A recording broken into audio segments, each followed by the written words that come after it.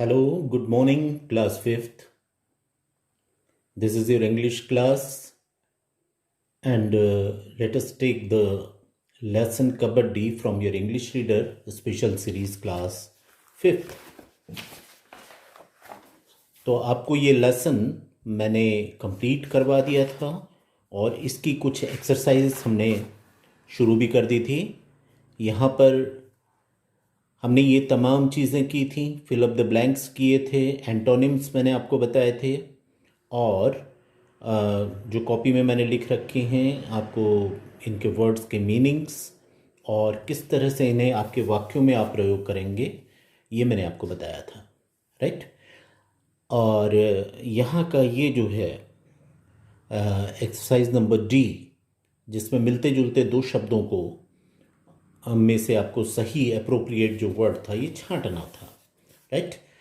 तो अब बारी है क्वेश्चन आंसर्स की। 7 क्वेश्चंस हैं यहाँ पर और इसके आंसर्स मैं आपको दे रहा हूँ।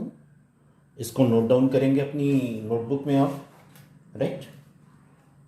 और बहुत आसान आंसर्स लिखे हैं मैंने और आई होप कि इसको आप साथ ही साथ याद भी करते चलेंगे, क्योंकि दीपावली के जस्ट बाद में आपकी एग्ज़ाम कंडक्ट होगी, राइट। ये जो कुछ आपको पढ़ाया जा रहा है इसका टेस्ट लिया जाएगा, एग्ज़ाम होगी आपकी। कैसे होगी, कब होगी, ये सब मैं डिटेल आपको उसके बाद दूंगा। तो पहला क्वेश्चन लेते हैं, answer these questions. Page number है 25 बुक में आपके और फर्स्ट क्वेश्चन है, what is the time honored custom of our society?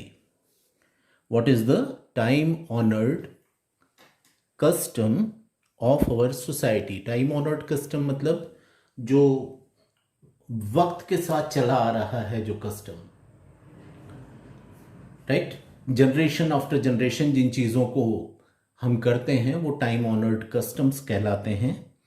और लेट अस सी कि ये टाइम ऑनर्ड कस्टम्स क्या होते हैं, राइट। तो आपको मैंने इसका फर्स्ट आंसर जो लिखा हुआ है ये आपके सामने है कि organizing, ORGANIZING, organizing different events, organizing different events in the festivals,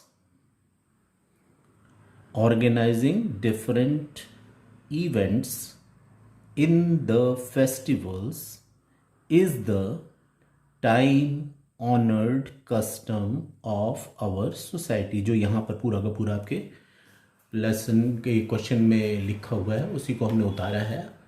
सो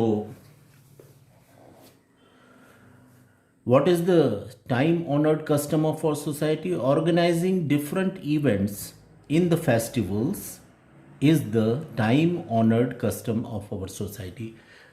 कहने का अर्थ ये है कि फेस्टिवल्स के टाइम में, राइट, फेस्टिवल्स के टाइम में हमारे यहाँ बहुत सारी चीज़ें ऑर्गेनाइज की जाती है। ओके, क्या कैसे मैं बताता हूँ आपको।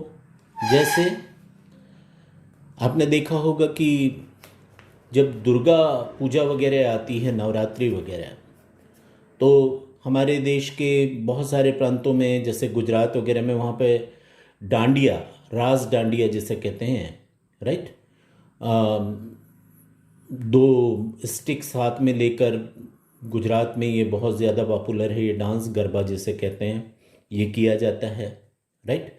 तो नवरात्र जब भी आती है तो जगह जगह जो शहरों में गुजराती समाज के पेंडाल्स होते हैं वहाँ पर ये गरबा डांस का प्रोग्राम इसमें किया जाता है। ठीक वैसे ही जन्माष्टमी जब होती है तो दही हांडी का प्रोग्राम होता है, जिसमें काफ़ी ऊंचाई पर एक मटकी बांध दी जाती है जिसके अंदर दही होता है और जो कृष्ण भगवान को जो चीज़ें पसंद थी, मक्खन, दूध, दही वगैरह, और प्लस उसमें इनाम वगैरह की राशि दी जाती है। और प्लेयर्स आते हैं, पिरामिड जैसा फॉर्म करते हैं, एक के कंधों पर एक, राइट, और उस मटकी को फोड़ते हैं वो, और सब लोग खूब एंजॉय करते हैं। है ना। तो ये भी एक कस्टम है जो जन्माष्टमी में होता है। इसको महाराष्ट्र में बहुत ज़्यादा मनाया जाता है, गोविंदा कहते हैं इसे, राइट। अलावा इसके नागपंचमी, नागपंचमी में जगह जगह गांव गांव में, आजकल कुछ कम हो गए हैं लेकिन फिर भी बहुत जगहों पे आज भी होता है कि लोग कुश्ती का आयोजन करते हैं। कुश्ती का आयोजन मतलब रेसलिंग कॉम्पिटिशन्स। जो गांव के नौजवान होते हैं जो अखाड़े में अपने बदन को बनाते हैं, साधते हैं, राइट, तो उनके बीच में कंपटीशन होता है, कुश्ती लड़ाई जाती है। तो ये नागपंचमी वगैरह में होता है। जैसे यहाँ पर जो अभी लेसन आपने कबड्डी का पढ़ा, उसमें यही एक रेसलिंग मैच की बात हुई, नागपंचमी की छुट्टी थी। तो ऐसे अलग अलग त्योहारों पर हमारे यहाँ अलग अलग इवेंट्स को ऑर्गेनाइज करने की प्रथा है, राइट। तो गणेश आते हैं तब कुछ होता है, दुर्गा जी बैठती हैं तब कुछ होता है ना। तो अलग अलग वक्त ये अलग अलग ऑर्गेनाइज किए जाते हैं। यही हमने लिखा है कि organizing different events in the festivals is the time honoured custom of our society. तो ये मैंने आपको इसका मतलब भी बताया कि आंसर जो हमने लिखा हुआ है दरअसल इसका मीनिंग क्या है, राइट। अब दूसरा क्वेश्चन उतार देंगे कि where did the friends go for a picnic. आपके लेसन में जिन बच्चों की बातें हुई थी, राइट, तो आपसे ये पूछा जा रहा है कि ये बच्चे पिकनिक के लिए, ये सारे दोस्त जो थे ये पिकनिक के लिए कहाँ गए। Where did the friends go for a picnic, right. कहाँ गए थे वो? यस, वो गए थे पास के एक डैम में। जो नज़दीक की कोई चीज़ होती है उसको मैंने बताया था आपको नियर बाय कहते हैं, और नियर बाय का अपोजिट आपको लिखाया था फार, FAR, फार, दूर। तो यहाँ पर वही लिखा है हमने सेकंड का answer. They went for a picnic, they went for a picnic to the near by, near के आगे BY, लेकिन अलग अलग नहीं लिखना है, ये दोनों एक ही शब्द हैं। Near by dam, DAM, dam. They went for a picnic to the near by dam, कि वो करीब के एक डैम में गए थे पिकनिक मनाने के लिए, ओके। और चलिए अब आगे आते हैं। क्वेश्चन नंबर 3 है, who are the reader and catcher. Who are the reader and catcher. ये दो शब्द आपके इस लेसन में आपको इंट्रोड्यूस किए गए थे कि कबड्डी का जो गेम होता है इसमें ये दो प्लेयर्स होते हैं, एक को रीडर कहते हैं, एक को कैचर कहते हैं। तो आपसे क्वेश्चन में यही पूछा गया है कि रीडर कौन कहलाता है और कैचर कौन कहलाता है, राइट। तो हमने इसका आंसर दिया है क्वेश्चन नंबर 3 का। अ रीडर, इसको कोट्स में लिखेंगे, यानी दोनों कॉमास के अंदर में, जैसा आपके किताब में क्वेश्चन में पूछा गया है कि रीडर को कॉमास के अंदर लिखा है, कैचर को वैसे ही आपको लिखना है इसमें, राइट। तो a reader is a player, a reader is a player, PLAYER, player मतलब खिलाड़ी। A reader is a player who goes, GOES, who goes to the other parlor, PARLOUR. A reader is a player who goes to the other parlor. जैसे मैंने आपको बताया था कि कबड्डी का जो मैदान होता है ये बीच से पार्टीशन्ड होता है, बीच से बांटा गया होता है एक लाइन से। तो अपने पाले को पार करके, अपने पार्लर को पार करके जो दूसरे अपोनेंट के पार्लर में जो खिलाड़ी जाता है, राइट, उसे रीडर कहते हैं, राइट। अब ये हमने बता दिया कि रेडर क्या है। अब इससे आगे इस क्वेश्चन का दूसरा भाग शुरू होगा कि कैचर कौन सा है, कैचर कौन सा प्लेयर कहलाता है। तो लिखेंगे the opponent The opponent, OPPONENT, the opponent who tries, TRIES, the opponent who tries to catch the raider. The opponent who tries to catch the raider is known as the catcher. मतलब जो raider दूसरे के parlour में आया हुआ है उसको जो प्लेयर पकड़ने की कोशिश करता है या पकड़ता है उसे कैचर कहते हैं। मतलब जो उसे कैच करता है, कैच करने का मतलब भी वही होता है पकड़ना। बॉल कैच करना मतलब बॉल को पकड़ना, लपकना। तो जब एक प्लेयर अपने पार्लर से अपने अपोजिट वाले पार्लर में जाता है तो वहाँ के खिलाड़ियों से पकड़ने की कोशिश करते हैं, तो जो उसे पकड़ने की कोशिश करता है वो कैचर कहलाता है।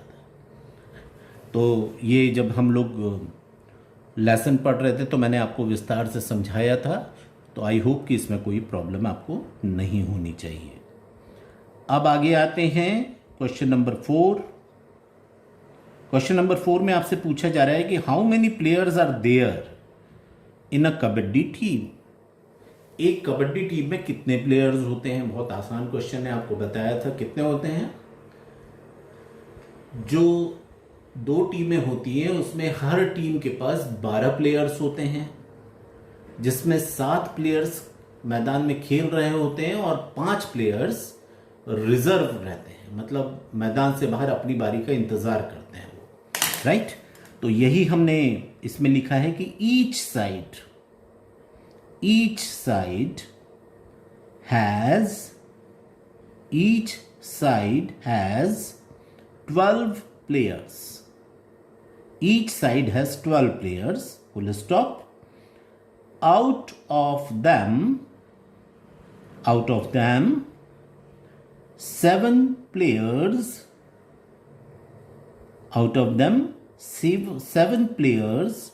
play and 5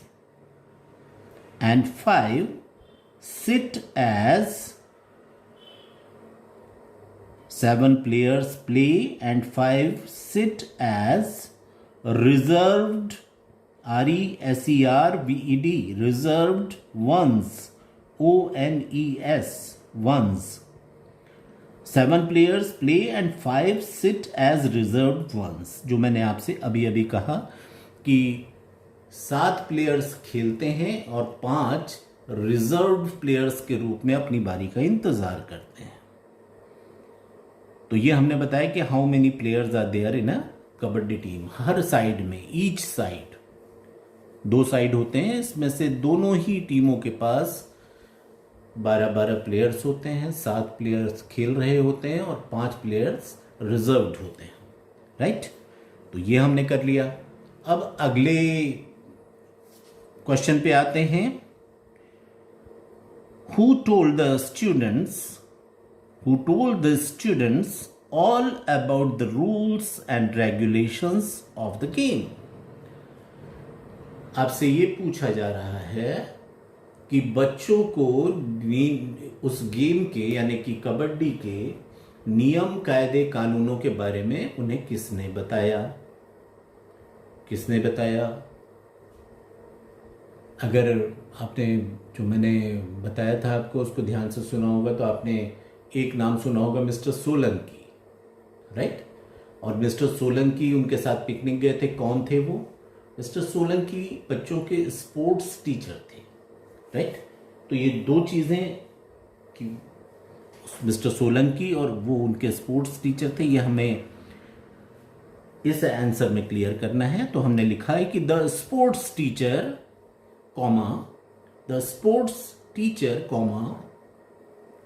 मिस्टर सोलंकी,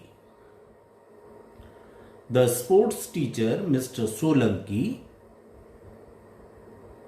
उसके बाद पूरा का पूरा वही आ जाएगा। हु का जवाब है कि the sports teacher mister Solanki. उसके बाद told the students all about the rules and regulations of the game. आपके आधे से ज्यादा आंसर आपके क्वेश्चन में ही छुपा हुआ होता है ना। तो आपको इसको पहचानना है।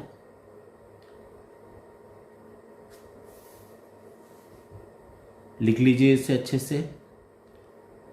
The sports teacher mister Solanki told the students about the rules and regulations of the game. Okay, अगले क्वेश्चन पे आ जाएं। Find question number 6, what is the area of kabaddi ground. मतलब कबड्डी का जो ग्राउंड होता है उसका मेजरमेंट बताना है आपको कि उसका एरिया आप जानते ही हैं कि length into width is equal to area. तो आपको उसका एरिया बताना है, मतलब आपको उसकी लेंथ बतानी है और उसकी विड्थ बतानी है, राइट। तो आंसर है द कबड्डी ग्राउंड